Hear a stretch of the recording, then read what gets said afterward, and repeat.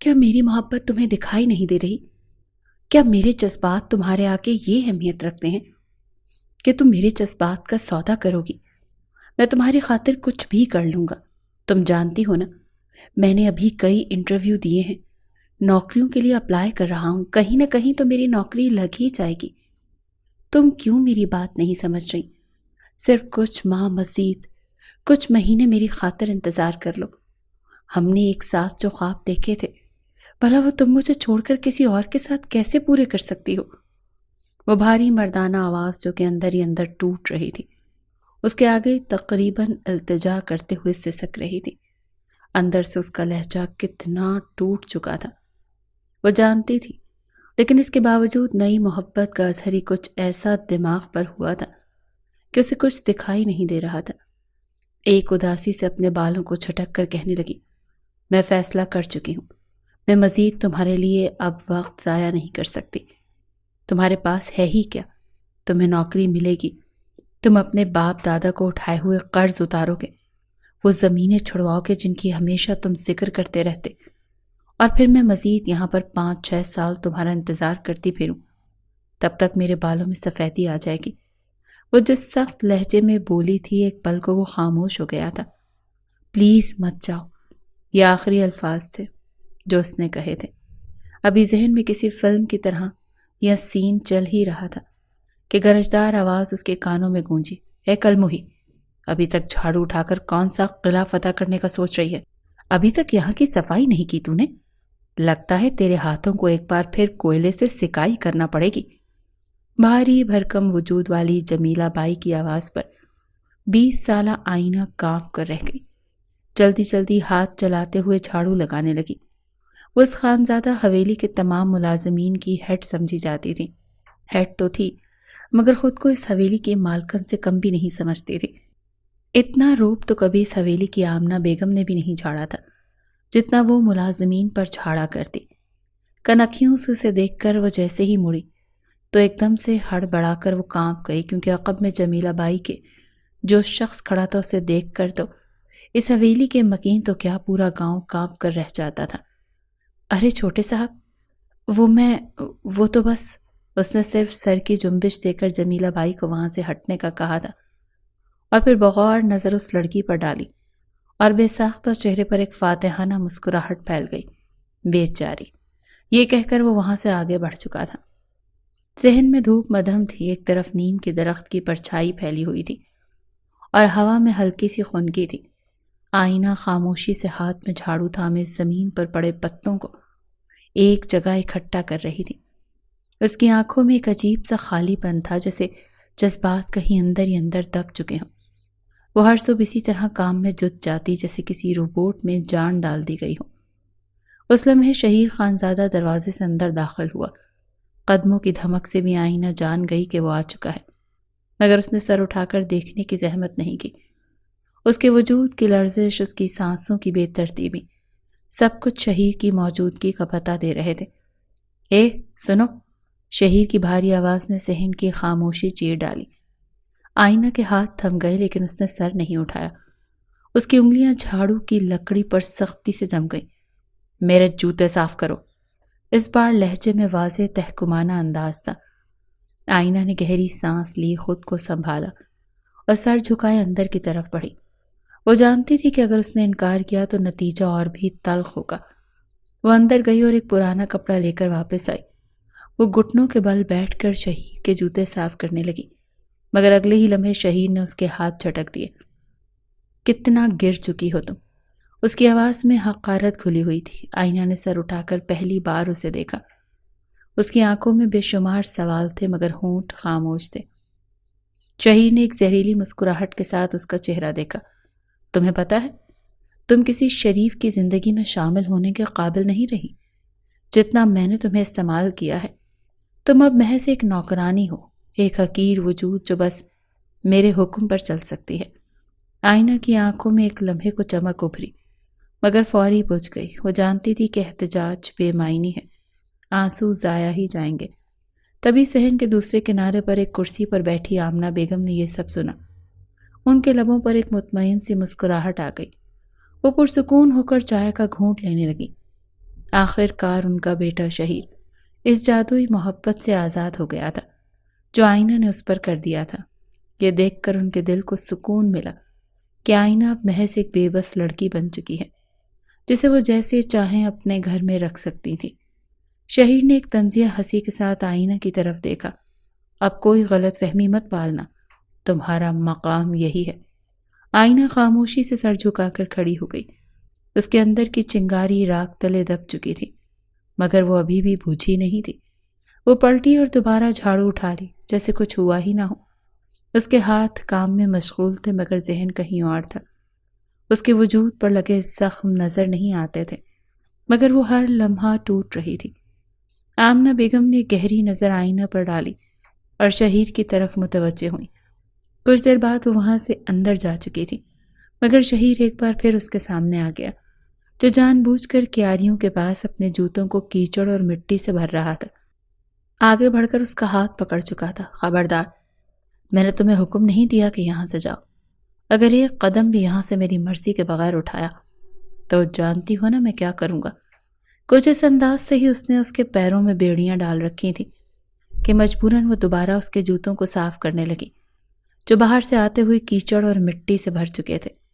اسے اس وقت خود سے بھی شدید نفرت ہو رہی تھی مگر وہ گہری نظروں سے اس کے چہرے کو دیکھتا ہوا اگلے پل ایک ٹھنڈی سانس خارج کر کے کہنے لگا، مجھے آج بھی تمہاری کمر پر موجود وہ سیاہ تل یاد آتا ہے جسے میں نے اپنے لبوں سے۔ آدھی بات کر کے وہ ہلکا سا مسکرایا تو آئینہ کے لیے مزید وہاں پر بیٹھنا محال ہو گیا۔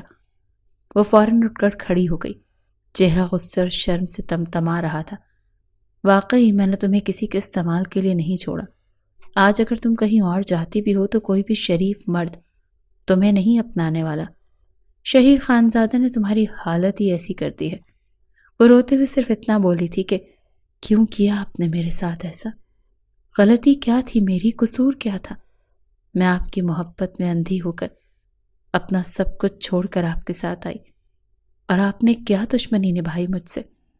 مگر وہ فوراً اٹھ کر کھڑا ہوا اور اپنا ہاتھ اس کے جبڑے پر سخت کرتے ہوئے کہنے لگا، آج شام تک تمہیں پتہ چل جائے گا کہ شہیر خانزادہ کون ہے جس نے تمہاری زندگی کو تار تار کر کے رکھ دیا۔ ہٹو راستے سے کمزاد کمین لڑکی۔ یہ کہہ کر وہ وہاں سے جا چکا تھا۔ ایک بار پھر اسے دھکا دے گیا تھا۔ پیٹ میں تو ویسے ہی درد کی ٹیسیں اٹھ رہی تھی، آنکھوں سے آنسو بھی تواتر بہنے لگے۔ وہ وہیں پر گری کتنی ہی دیر اپنے ہاتھوں کو دیکھتی رہی جس پر اس کے جوتوں کی مٹی لگی تھی۔ ذہن میں کئی طرح کے خیالات بننے لگے۔ سب سے پہلا خیال تو 2 ہفتے پہلے کا آیا، وہ رات، حسین رات جب وہ شہیر خانزادہ کی باہوں میں موجود تھی۔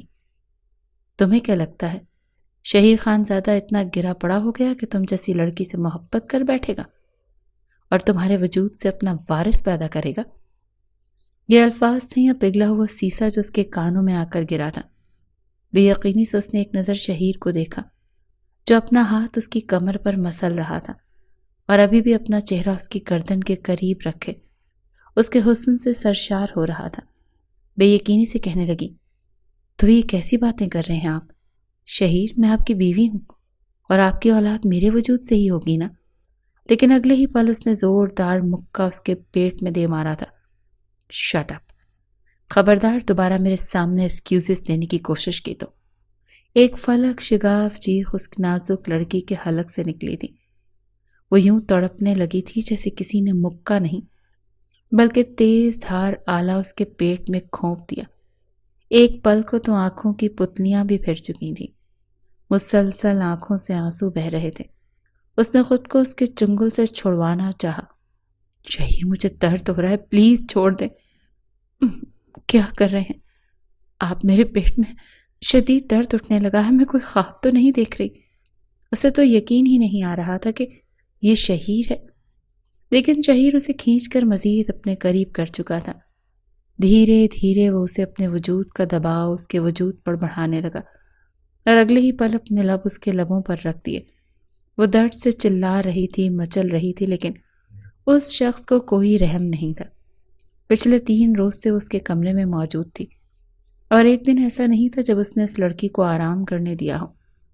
بیچاری تبھی سانس لیتی جب کچھ دیر کے لیے وہ کھانا کھانے کے لیے جاتا یا پھر اپنی خوراک کھاتا، ورنہ اس کے بعد تو وہ جہاں بھی جاتی شہیر خانزادہ نے پوری حویلی میں اس لڑکی کی ناک میں دم کر رکھا تھا۔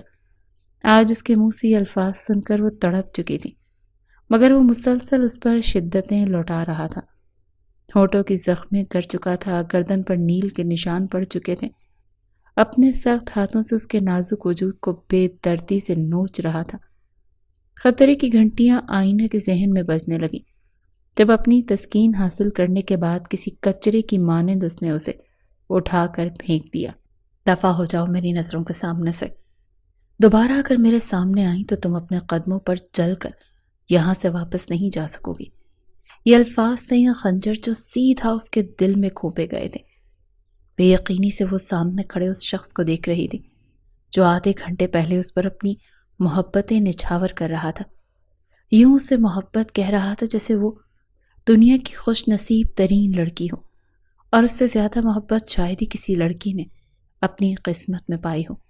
لیکن اچانک سے اسے یوں روند رہا تھا جیسے اس سے زیادہ کوئی حقیر ہی نہ ہو۔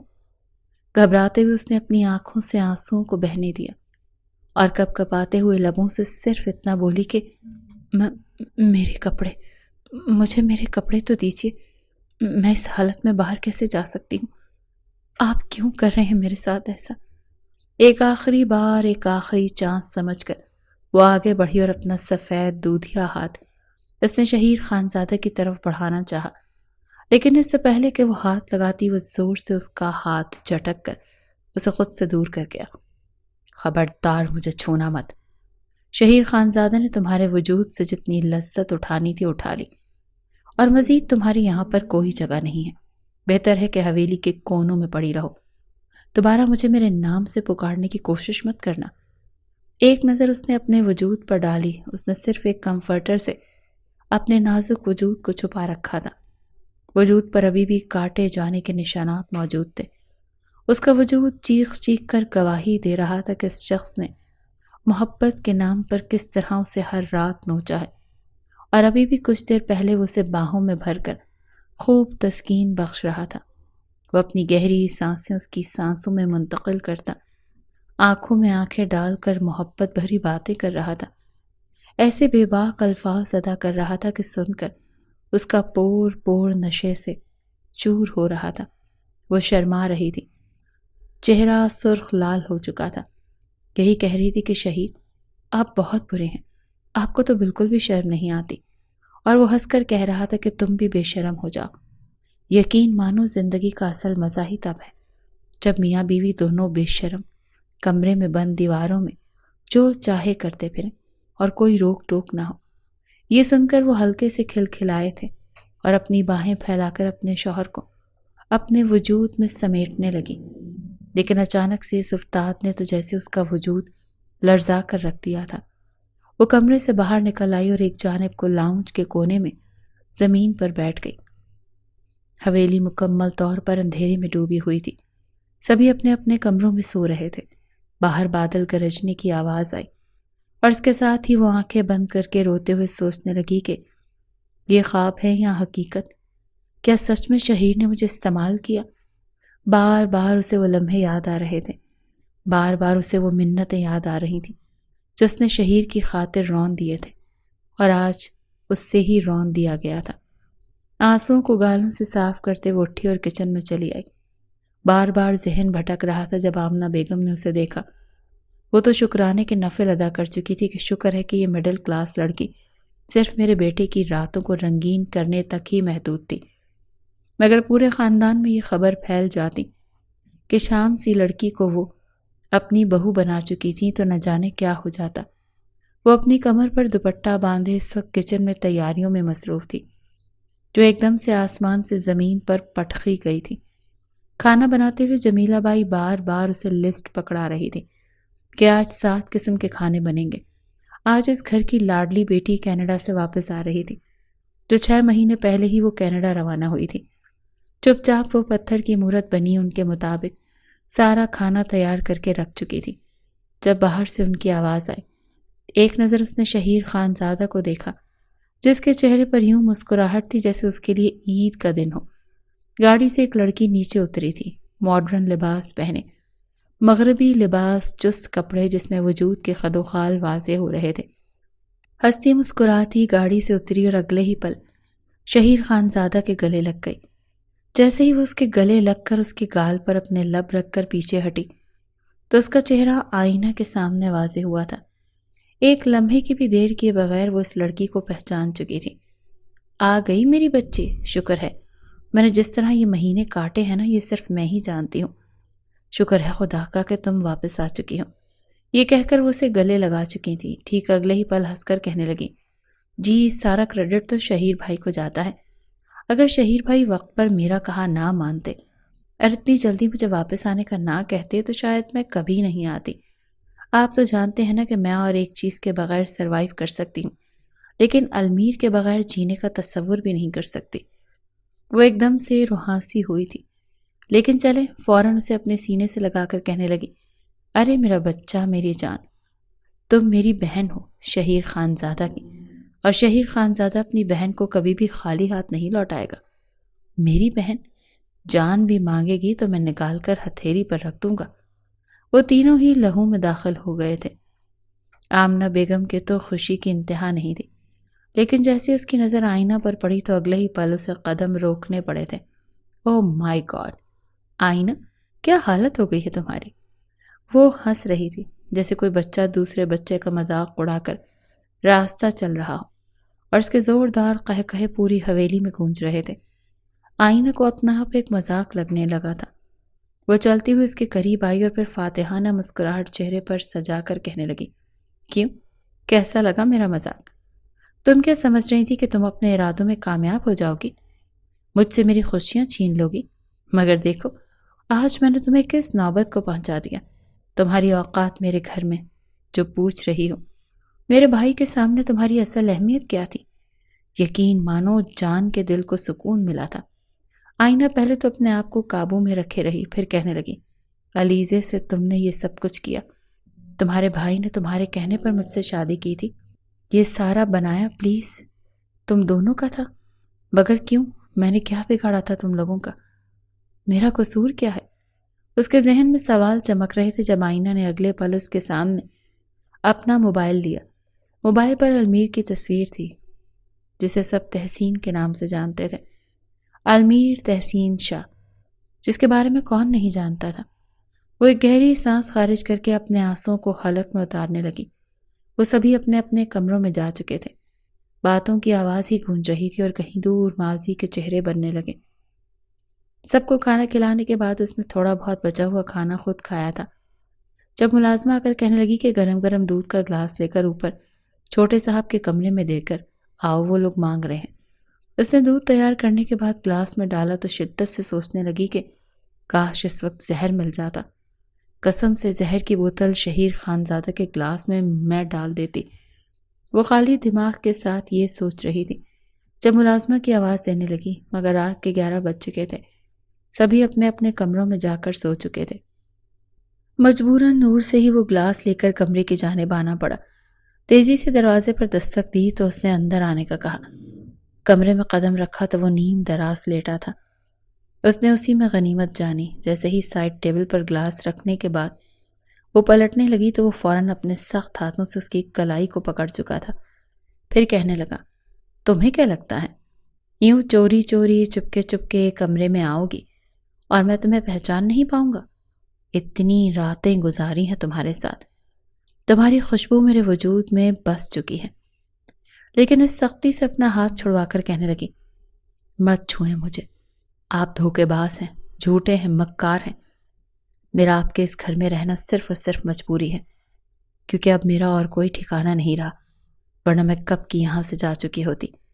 کاش میرا سٹیٹس بھی آپ کے سٹیٹس جتنا ہوتا، تب تک میں آپ کو حوالات میں بند کروا چکی ہوتی۔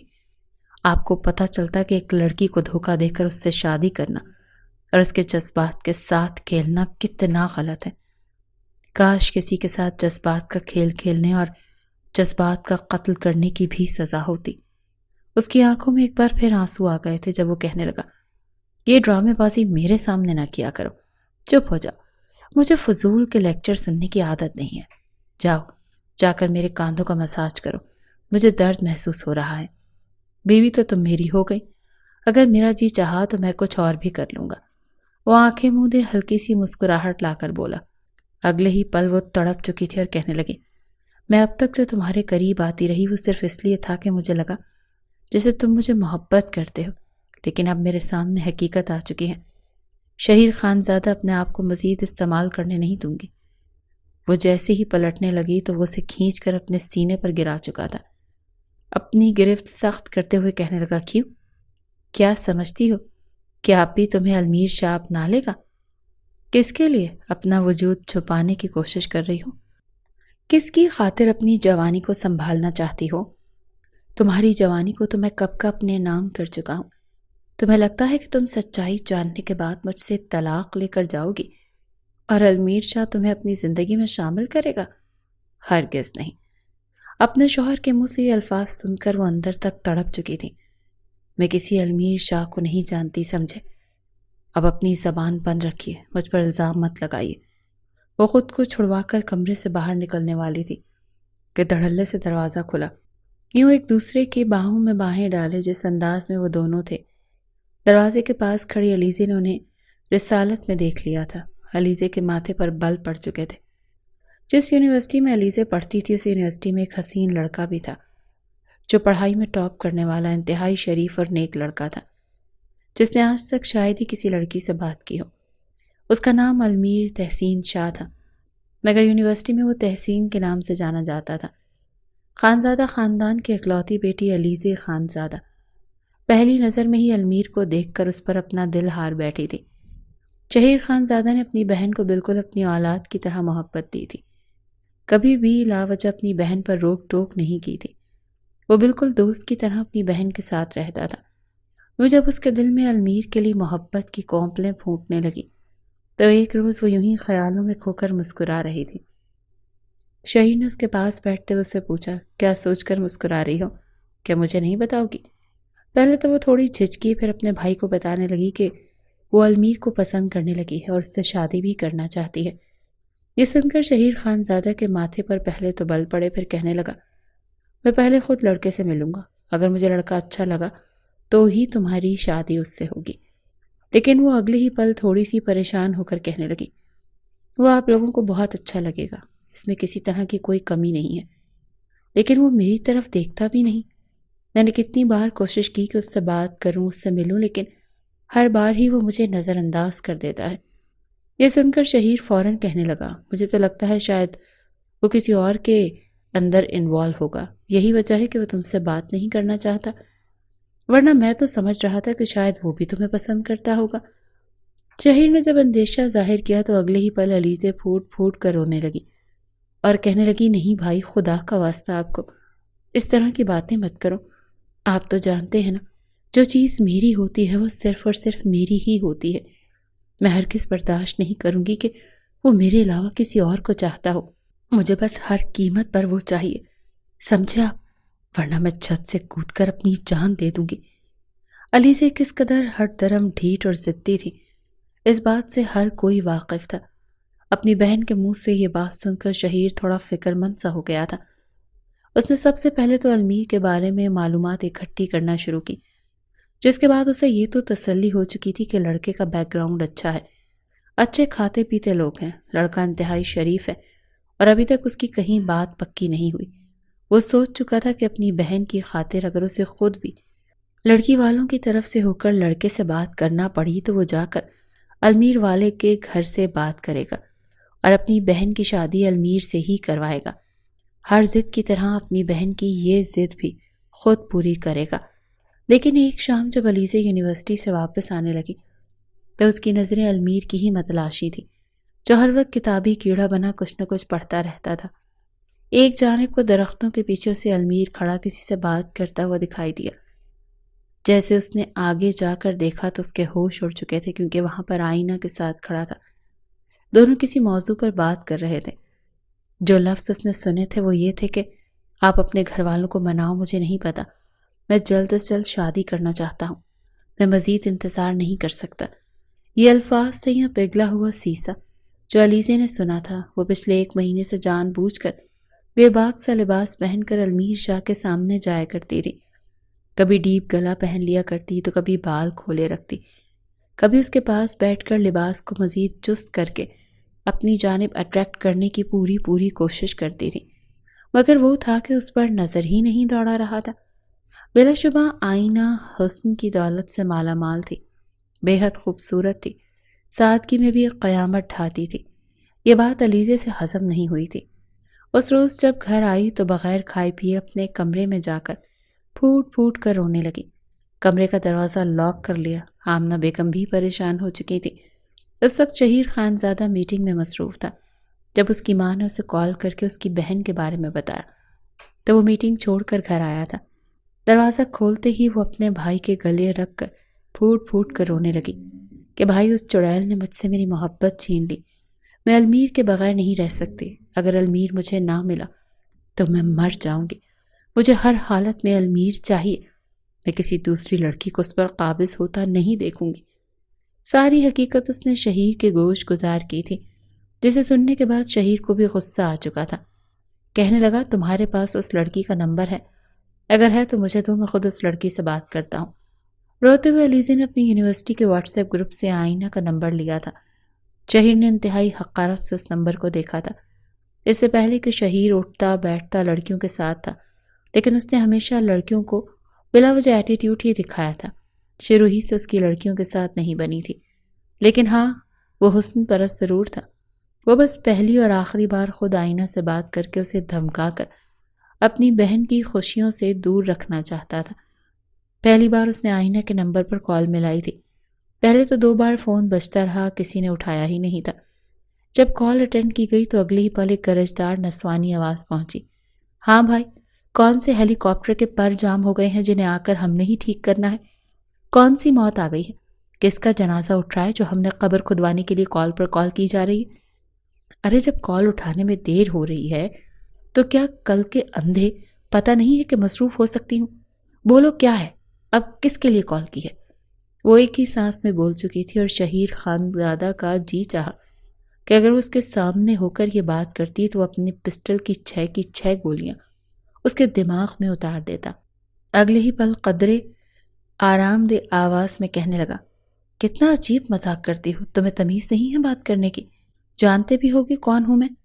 وہ اگلے ہی پل جمائی لیتے ہوئے کہنے لگی، نہیں، یہاں میں نے ماہر نجوم کا کورس تو نہیں کیا ہوا جو تمہاری یہ کارٹون جیسی آواز سن کر پہچان لوں گی کہ تم کون ہو، تمہارے باپ دادا کون ہیں، اور تم نے 1971 کی جنگ میں کتنے ہندوؤں کو واصل جہنم کیا تھا؟ بکو منہ سے کون ہو، ورنہ میں فون بند کر دوں گی۔ شہیر کا پارا ہائی ہو چکا تھا۔ غصے سے اس نے فون زور سے فرش پر دے مارا تھا۔ چند لمحوں کی بات نہیں، اس لڑکی نے اس کا دماغ گھما دیا تھا۔ یقیناً بہت ہی کوئی چالاک لڑکی تھی۔ لب و لہجے سے تو کسی مڈل کلاس گھر کی لگ رہی تھی، لیکن تھی بہت تیز۔ تبھی تو اتنے امیر ترین لڑکی المیر تحسین شاہ کو قابو کر رہی تھی۔ یہ سوچ کر ہی وہ آگ بگولا ہو گیا۔ دل میں نفرت پہلے سے بھی زیادہ بڑھ چکی تھی۔ چند روز بعد ایک بار پھر اس نے کال کی تھی۔ اس بار بھی وہی نمبر تھا، لیکن مقابل موجود لڑکی نے کافی مصروف انداز میں جواب دیتے ہوئے کہا تھا، کون ہے، کس سے بات کرنی ہے آپ کو؟ آج تو لہجہ بڑا تھکا تھکا لگ رہا تھا۔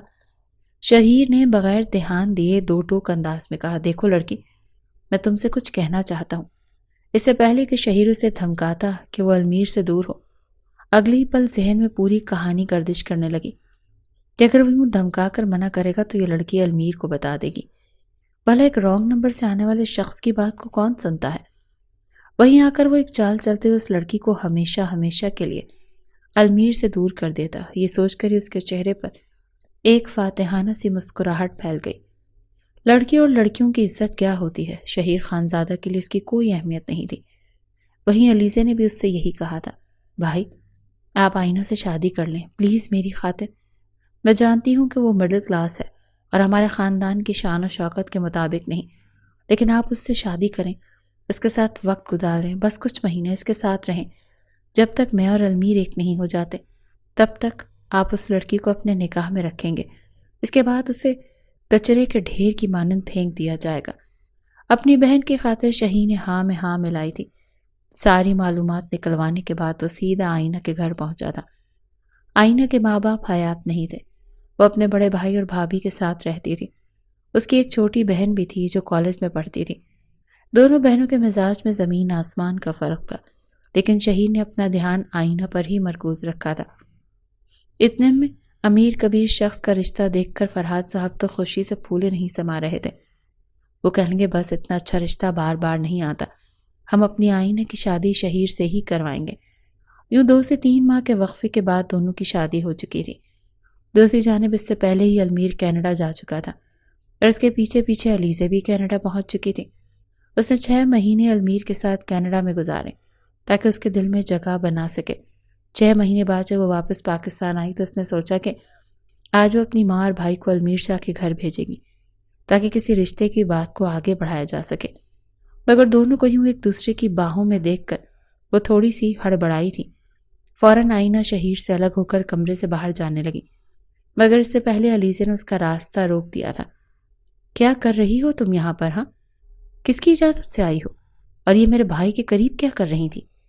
یہ کہہ کر اس نے جان بوجھ کر آئینہ کے بالوں کو زور سے کھینچ دیا تھا۔ درد کے مارے آئینہ کے منہ سے سسکی نکل گئی۔ وہ کہنے لگی کیا کر رہی ہو؟ ہوش میں تو ہو؟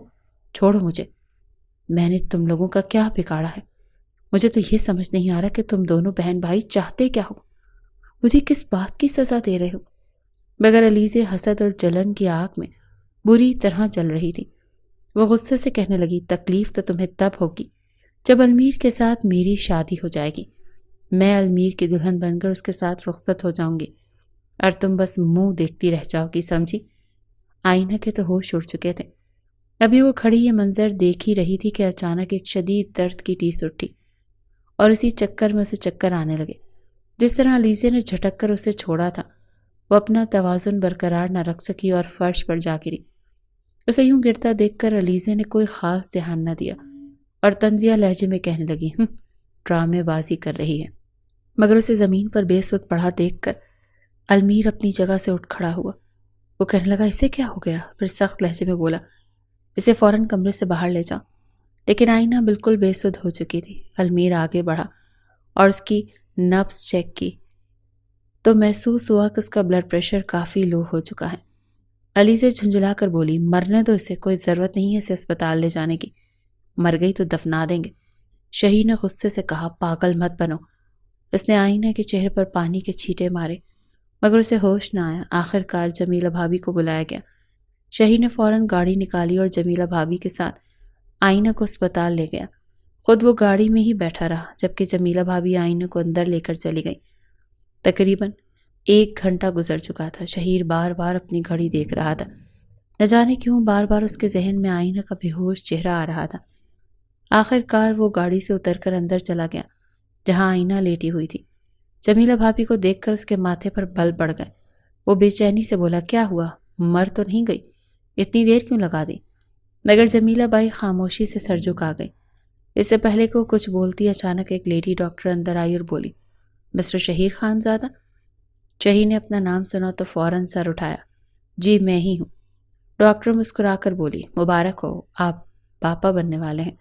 آپ کی بیوی پریگننٹ ہے مگر انہیں بہت زیادہ خیال رکھنے کی ضرورت ہے، بچہ کافی کمزور ہے۔ اگر صحیح سے کیئر نہ کی گئی تو ہمیں کچھ پیچیدگیوں کا سامنا کرنا پڑ سکتا ہے۔ ڈاکٹر ایک ہی سانس میں سب کچھ کہہ گئی جبکہ شہیر خانزادہ کے ماتھے پر بل مزید گہرے ہو چکے تھے۔ دروازہ دھڑام سے کھلا اور شہیر خانزادہ طوفان کی طرح اندر داخل ہوا۔ اس کے چہرے پر غصے کی آگ بھڑک رہی تھی۔ اس کے پیچھے جمیلہ بائی اور نوکرانی سہمی ہوئی چل رہی تھی جبکہ آئینہ نیم بے ہوشی کے عالم میں تھی۔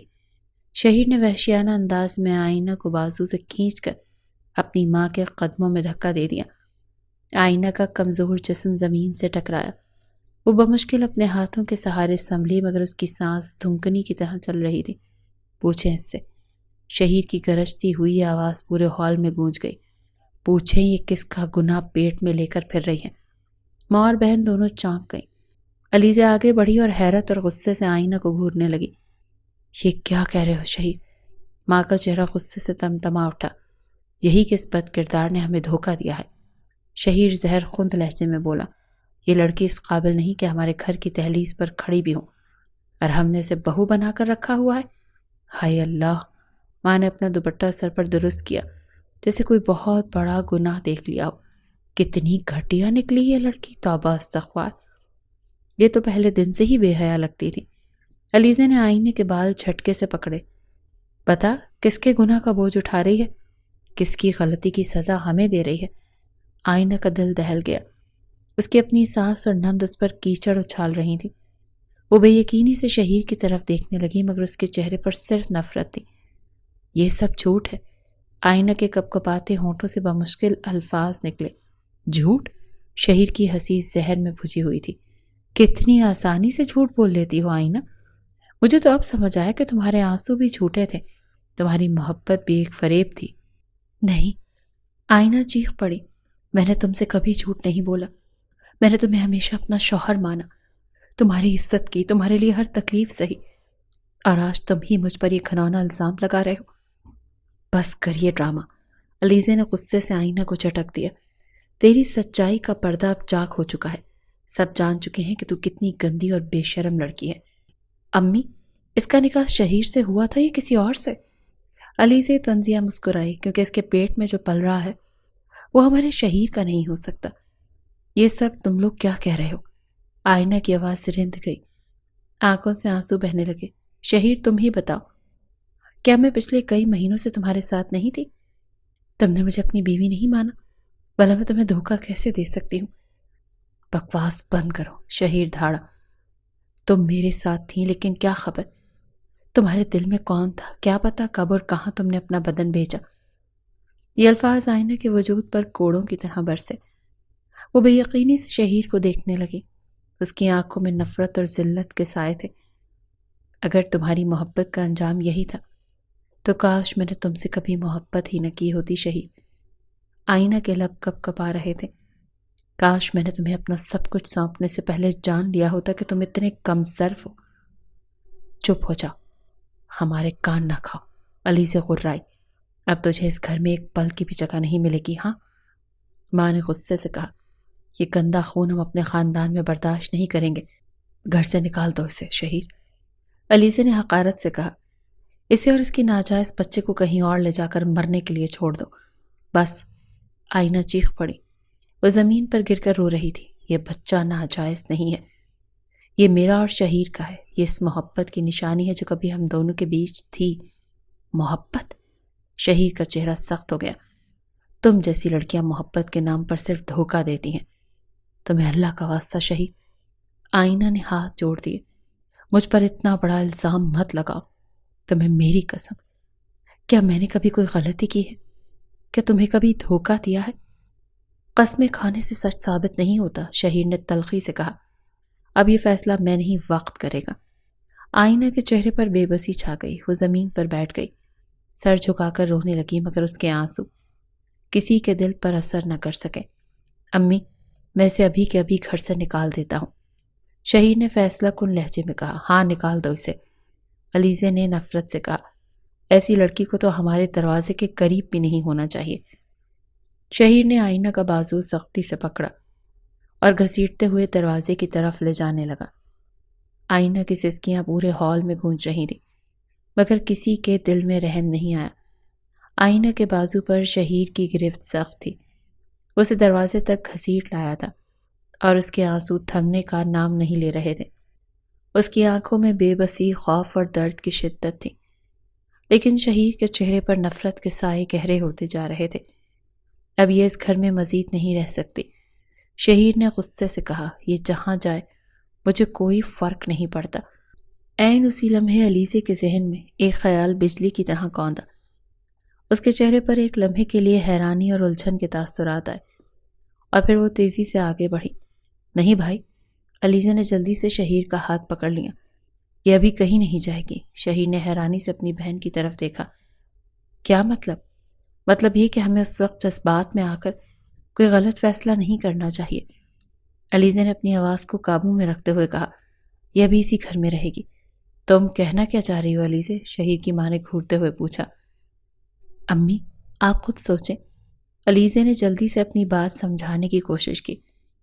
اگر ہم نے اسے ابھی باہر نکال دیا تو المیر موقع پا کر خود ہی اس سے شادی نہ کر لے۔ یہ سن کر شہیر کے چہرے پر ناگواری کے تاثرات ابھرے۔ کیا آپ بکواس کر رہی ہو؟ المیر ایسا کیوں کرے گا؟ بھائی، آپ کو نہیں پتا، لیکن میں جانتی ہوں کہ المیر آئینہ میں دلچسپی رکھتا ہے۔ علیزہ نے چالاکی سے کہا، اگر ہم نے اسے ابھی نکال دیا تو وہ کہیں اور پناہ ڈھونڈے گی، اور ہو سکتا ہے کہ المیر ہی اسے سہارا دے دے۔ شہیر کے ماتھے پر تیوریاں گہری ہو گئیں۔ اسے اپنی بہن کی بات پر یقین نہیں آ رہا تھا، لیکن اس کے الفاظ کسی حد تک وزن رکھتے تھے۔ اگر المیر نے واقعی ایسا کر لیا تو؟ شہیر کی ماں نے پریشان ہو کر پوچھا۔ تب یہ ہمارے ہاتھ سے نکل جائے گی، اور اس کا سب سے بڑا فائدہ آئینہ کو ہوگا۔ علیزہ نے موقع کا فائدہ اٹھاتے ہوئے مزید زور دیا۔ اسی لیے ابھی کہیں نہیں جائے گی، سمجھے آپ؟ شہیر نے الجھے ہوئے انداز میں آئینہ کو دیکھا، جو بدستور زمین پر بیٹھی ہوئی رو رہی تھی۔ اس کی آنکھوں میں اذیت کے سائے تھے اور مسلسل بے یقینی کی کیفیت میں تھی۔ لیکن اس کا یہاں رہنا میرے لیے قابل برداشت نہیں، شہیر نے دانت پیستے ہوئے کہا۔ مجھے بھی اس کا چہرہ دیکھنا پسند نہیں، مگر کچھ وقت کے لیے ہمیں اسے برداشت کرنا ہوگا۔ علیزہ نے اپنے بھائی کی ضد کو قابو میں کرتے ہوئے کہا، جب تک میری اور المیر کی شادی نہیں ہو جاتی یہ کہیں نہیں جا سکتی۔ اور پھر؟ شہیر نے سخت لہجے میں پوچھا۔ پھر ہم خود اسے دھکے مار کر نکال دیں گے۔ علیزہ نے نفرت بھری نظروں سے آئینہ کی طرف دیکھا۔ تب کوئی اس کا ہاتھ تھامنے والا نہیں ہوگا۔ شہیر نے ایک گہری سانس لی۔ اس کے دل میں ابھی بھی غصے کی چنگاریاں سلگ رہی تھیں، لیکن علیزہ کی باتوں نے اس کے دماغ میں کشمکش پیدا کر دی تھی۔ وہ چاہ کر بھی اس موقع کو ضائع نہیں کرنا چاہتا تھا۔ ٹھیک ہے، شہیر نے آخرکار فیصلہ سنایا، یہ اس گھر میں رہے گی لیکن میری نظروں کے سامنے نہیں آئے گی۔ آئینہ نے سسکیاں لیتے ہوئے شہیر کی طرف دیکھا، مگر وہاں صرف بے رحمی تھی۔ اس کی اپنی ہی محبت نے اسے اجنبی بنا دیا تھا۔ سنا تم نے؟ علیزہ نے زہریلی مسکراہٹ کے ساتھ آئینہ کی طرف دیکھا۔ یہ تمہارے لیے ہماری مہربانی ہے، ورنہ تم جیسی لڑکی کو ہم کب کا باہر پھینک چکے ہوتے۔ آئینہ کا دل کٹ کر رہ گیا۔ وہ جانتی تھی کہ علیزہ کے ارادے نیک نہیں تھے، لیکن اس وقت اس کے پاس کوئی دوسرا راستہ نہیں تھا۔ وہ خاموشی سے اپنی جگہ پر سمٹ گئی، مگر اس کی آنکھوں میں ایک نئے طوفان کی پرچھائیاں نظر آ رہی تھیں۔ آئینہ اپنے کمرے میں بیٹھی زمین پر تھی۔ اس کی آنکھوں سے آنسو تھمنے کا نام نہیں لے رہے تھے۔ وہ کبھی اپنے پیٹ پر ہاتھ رکھتی، کبھی اپنی قسمت کو کوستی، اور کبھی شہیر کے وہ الفاظ یاد کرتی جو اس نے آج کہے تھے، یہ کس کا گناہ اپنے پیٹ میں پال رہی ہوں۔ شہیر کی سخت آواز اس کے کانوں میں گونج رہی تھی۔ وہ شخص جس سے اس نے اپنا سب کچھ سمجھا تھا، جس کے لیے اس نے اپنی ساری دنیا چھوڑ دی تھی، آج اسے بد کردار کہہ رہا تھا۔ اس کا دل چاہا کہ چیخ چیخ کر دنیا کو بتائے کہ یہ بچہ اس شہیر کا ہے جو اب اس سے منہ موڑ چکا ہے، مگر اس کے آنسوؤں کے سوا کوئی اس کی فریاد سننے والا نہیں تھا۔ وہ سر جھکائے بیٹھ گئی اور ماضی کی یادوں میں کھو گئی۔ کاش میں نے شہیر کی دولت کو نہ دیکھا ہوتا، وہ ہچکیوں میں بولی۔ کاش میں نے اپنے تایا کے بیٹے رضوان کے خلوص کو پہچانا ہوتا۔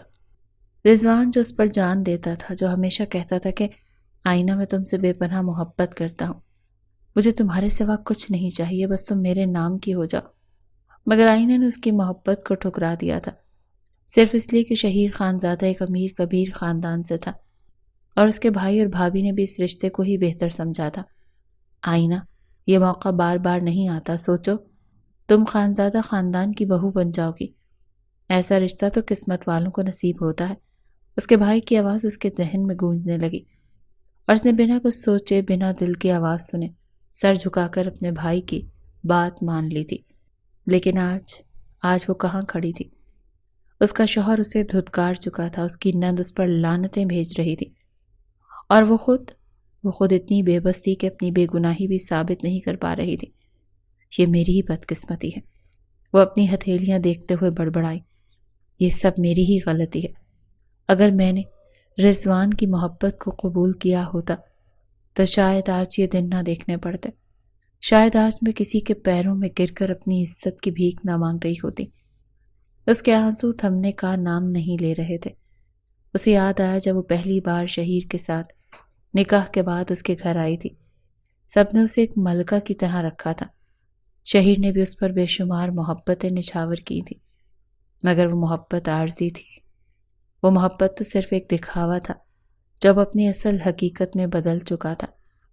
یہی ہے میری حقیقت، وہ خود سے سوال کر رہی تھی۔ یہی ہے وہ محبت، وہ عزت جس کا خواب دکھایا گیا تھا، اور اس کے سامنے اب حقیقت کا آئینہ تھا۔ شہیر کو اس سے کوئی غرض نہیں تھی۔ علیزے کی نفرت حد سے بڑھ چکی تھی، اور اس کے پاس صرف یہ بچہ تھا جو ابھی دنیا میں آیا ہی نہیں تھا، مگر سب اس کے وجود سے ہی نفرت کر رہے تھے۔ یہ بچہ تمہاری بے حیائی کا ثبوت ہے۔ علیزے کے الفاظ اس کے دماغ میں ہتھوڑے کی طرح برسنے لگے۔ نہیں، یہ بچہ میرا ہے، یہ شہیر کا ہے، اس نے چیخ کر کہا، مگر اس کی آواز دیواروں سے ٹکرا کر واپس آ گئی۔ وہ زمین پر بیٹھ کر سسکنے لگی۔ میں کہاں جاؤں؟ کون ہے میرا؟ کاش وقت پلٹ سکتا، کاش وہ اس فیصلے کو بدل سکتی، کاش وہ شہیر کی دولت کی چکا چوند میں نہ بہکتی اور رضوان کے ساتھ اپنا نیا سفر شروع کر لیتی۔ شاید یہ رضوان کی بد دعا ہے، شاید وہ رو رو کر اللہ سے دعا کرتا ہوگا کہ میں خوش نہ رہوں۔ اس نے دل ہی دل میں سوچا، اور وہ دعا قبول ہو گئی۔ میں واقعی خوش نہیں، میں تو کہیں کی نہیں رہی۔ اس کی ہچکیاں تیز ہو گئیں۔ اس کے پاس نہ شہیر تھا، نہ رضوان، نہ ہی کوئی اور۔ وہ تنہا تھی، بالکل تنہا۔ یہ رہا آپ کا مطلوبہ سین، جہاں شہیر اپنی ماں آمنہ بیگم کے ساتھ علیزے کے رشتے کی بات کرنے کے لیے تحسین شاہ کے گھر جاتا ہے، مگر وہاں ایک حیران کن حقیقت اس کا انتظار کر رہی ہوتی ہے۔ آمنہ بیگم اور شہیر گاڑی میں بیٹھے تحسین شاہ کے گھر کی طرف جا رہے تھے۔ علیزے کی رخصتی کا خواب آمنہ بیگم کی آنکھوں میں چمک بن کر چھلک رہا تھا، جبکہ شہیر کے چہرے پر ایک عجیب سا اطمینان تھا۔ بیٹا، آج یہ بات طے ہو گئی تو میرا دل ہلکا ہو جائے گا۔ المیر اچھا لڑکا ہے، ہم جیسا رتبہ، عزت دار خاندان، علیزے کی زندگی سنور جائے گی۔ آمنہ بیگم نے پیار سے بیٹے کے کاندھے پر ہاتھ رکھا تھا۔ شہیر نے ہلکا سا مسکرا کر سر ہلایا۔ جی اماں، بس المیر اور اس کے والد سے بات کنفرم ہو جائے، پھر سب اچھا ہو جائے گا۔ جب وہ تحسین شاہ کے گھر پہنچے تو دروازے پر کافی چہل پہل تھی۔ ملازمین مٹھائی کی ٹوکریاں اور تحائف گاڑی میں رکھ رہے تھے۔ ایسا لگ رہا تھا جیسے کوئی بڑی خوشخبری ملی ہو۔ شہیر کے ماتھے پر شکنیں پڑ گئیں۔ وہ اندر داخل ہوا تو تحسین شاہ دروازے پر ہی کھڑے تھے، چہرے پر ایک مسکراتی روشنی۔ ارے واہ شہیر بیٹا، تم لوگ آئے ہو، بہت اچھا کیا، ہم تو ابھی رشتہ لے کر جا رہے تھے، تحسین شاہ نے خوش دلی سے کہا۔ شہیر کا دل ایک دم ڈوب گیا۔ اس نے پریشان ہو کر پوچھا، رشتہ کہاں؟ آمنہ بیگم بھی الجھن میں پڑ گئیں۔ کیا مطلب بھائی صاحب، آپ لوگ کہاں جا رہے ہیں؟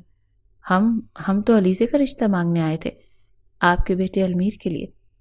یہ سنتے ہی تحسین شاہ چونک گئے اور لمحے بھر کے لیے خاموش ہو گئے، پھر ایک گہری سانس لے کر بولے، ارے آمنہ بہن، افسوس کہ آپ نے دیر کر دی، ہم تو ابھی صدف بیٹی کا رشتہ مانگنے جا رہے ہیں۔ شہیر کو لگا جیسے کسی نے اس کے پیروں تلے سے زمین کھینچ لی ہو۔ کیا صدف؟ جی ہاں، ہم المیر کے لیے آئینہ کی بہن صدف کا رشتہ مانگنے جا رہے ہیں، تحسین شاہ نے نرمی سے وضاحت کی۔ آمنہ بیگم کے چہرے پر جیسے ہوائیاں اڑنے لگیں۔ شہیر کی آنکھوں میں ایک لمحے کے لیے حیرت پھر غصے کی لہر آئی۔ یہ کیسے ہو سکتا ہے؟ شہیر کی آواز سخت ہو گئی۔ تحسین شاہ نے گہری نظر سے شہیر کو دیکھا، جیسے سب کچھ سمجھ رہے ہوں۔ بیٹا، رشتے قسمت سے بنتے ہیں، المیر اور صدف کی پسند ایک دوسرے سے ملتی ہے، اور ہمیں لگا کہ یہ رشتہ سب کے لیے بہتر ہوگا۔ شہیر کے ہاتھ مٹھیوں میں بند ہو گئے۔ اسے یقین نہیں آ رہا تھا کہ جس گھر کی لڑکی پر ابھی اس نے تہمتیں لگائی تھیں، اس گھر کی دوسری لڑکی کا رشتہ وہی لوگ مانگنے جا رہے تھے۔ جس قدر المیر خوش نظر آ رہا تھا، ایسا لگ رہا تھا جیسے یہ شادی اس کی مرضی سے ہو رہی ہو، لیکن وہ تو آئینہ کو پسند کرتا تھا، پھر صدف کے ساتھ اس کے رشتے کی بات کیسے ممکن تھی؟ یہ خیال آتے ہی علیزے کا دل تیزی سے دھڑکنے لگا۔ فوراً آگے بڑھی اور المیر کا بازو پکڑ کر بولی، المیر، یہ سب کیا ہے؟ تم تو مجھے پسند کرتے تھے نا، پھر تم صدف کے لیے رشتہ کیوں لے کر جا رہے؟ المیر نے سنجیدگی سے اس کی طرف دیکھا اور کہا، علیزے، میں نے تمہیں ہمیشہ صرف ایک دوست سمجھا تھا، لیکن صدف تو میری زندگی ہے، میری جان ہے۔ میں پچھلے 3 سال سے اس سے محبت کر رہا ہوں، اور اب جا کر اس کے گھر والے راضی ہوئے ہیں، ہماری بات آگے بڑھنے والی ہے۔ یہ سن کر علیزے کے قدموں تلے سے زمین نکل گئی۔ وہ تو اسی لیے آئینہ کو اپنی بھابھی بنا کر لائی تھی، تاکہ المیر کو حاصل کرنے کا اس کا راستہ صاف ہو جائے، مگر یہ کیا ہو گیا؟ وہیں شہیر بھی گہرے صدمے میں تھا۔ اسے احساس ہو چکا تھا کہ اس نے ایک معصوم لڑکی کی زندگی برباد کر دی۔ جس کا اس سب میں کوئی قصور نہیں تھا۔ وہ پہلی کال، وہ شوخ اور چنچل انداز جس میں اس سے بدتمیزی کی گئی تھی، وہ آئینہ نہیں بلکہ صدف تھی۔ تحسین شاہ اور المیر وہاں سے جا چکے تھے، جبکہ شہیر، آمنہ بیگم اور علیزے خاموشی سے اپنے گھر کی طرف لوٹنے لگے۔ علیزے پھوٹ پھوٹ کر رو رہی تھی، جبکہ آمنہ بیگم اسے سختی سے ڈانٹ رہی تھی۔ تمہاری وجہ سے ہمیں اتنی ذلت اٹھانی پڑی۔ پہلی بار ہم کسی کے گھر اپنی بیٹی کا رشتہ لے کر گئے اور اس قدر رسوائی کے ساتھ واپس لوٹنا پڑا۔ شہیر کو سب سے زیادہ غصہ خود پر آ رہا تھا۔ اس نے اپنی بہن کی باتوں میں آ کر بغیر کسی قصور کے ایک بے گناہ لڑکی پر تہمت لگا دی، اس کی زندگی داغدار کر دی۔ گھر پہنچتے ہی وہ فوراً آئینہ کو تلاش کرنے لگا، لیکن پوری حویلی چھان مارنے کے بعد بھی وہ کہیں نہ ملی۔ جمیلہ نے بتایا، بیٹا، آئینہ کو کچھ دیر پہلے اس کا بھائی جہاں سے لینے آیا تھا اور اسے اپنے ساتھ لے گیا ہے۔ یہ سن کر شہیر کے دل میں عجیب سی بے چینی پھیل گئی۔ جس حالت میں آئینہ کا بھائی اسے لے کر گیا تھا، وہ لمحے بھر کے لیے شرمندہ ہو گیا۔ اپنی بہن کو بہا کر وہ جیسے سب کچھ بھول چکا تھا، اس کی خیر خبر لینا بھی ضروری نہ سمجھا۔ سارا راستہ وہ اپنی بہن سے معافی مانگتا رہا اور گھر پہنچ کر غصے میں اپنی بیوی کو بھی ڈانٹا۔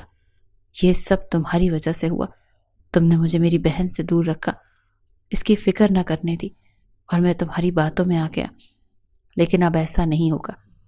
دوسری طرف روتے ہوئے آئینہ نے گھر پہنچ کر اپنی ساری سچائی اپنے والدین کو بتا دی۔ وہ صدف کے لیے خوش تھی کہ جو کچھ بھی ہوا کم از کم اس کی بہن بچ گئی۔